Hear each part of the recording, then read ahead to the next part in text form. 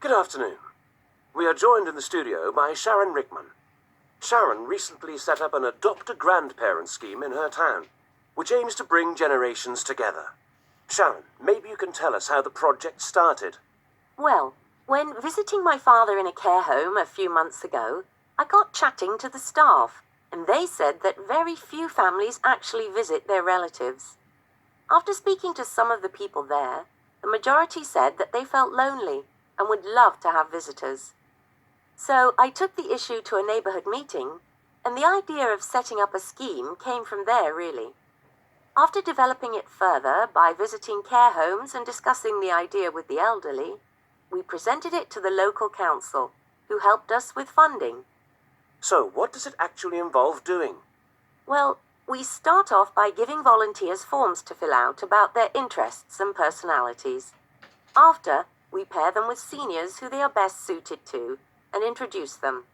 Then it's up to them what happens next. Some are happy meeting for cups of tea and a chat. Others arrange trips out. The elderly are just happy that they get to spend time with someone instead of being on their own all day, every day. The volunteers get a lot out of it too. Have you faced many problems in getting people to volunteer? Not at all. We've had a lot of interest from people of all ages. What's so good about it is volunteers can give as much time as they please. Whether you can give a few hours or a few days a week, it's entirely up to you. What's really special is when you see the scheme making a difference. One young girl who grew up without grandparents is so overwhelmed that she visits her adopted granny nearly every day.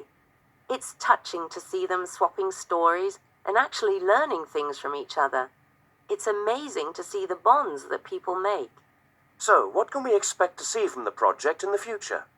Well, we're working on setting up a website and posting pictures and stories on there to encourage others to get involved.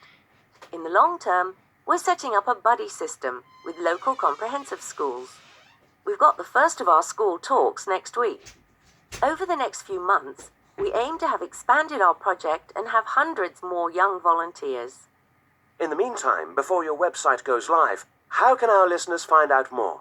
For the time being, information about the project can be found on our community's page, www.baglandcommunity.org. There is information on there about how to volunteer, what the project does, and how to get help starting your own. Sharon, thank you so much for taking the time to join us today. Thank you for having me.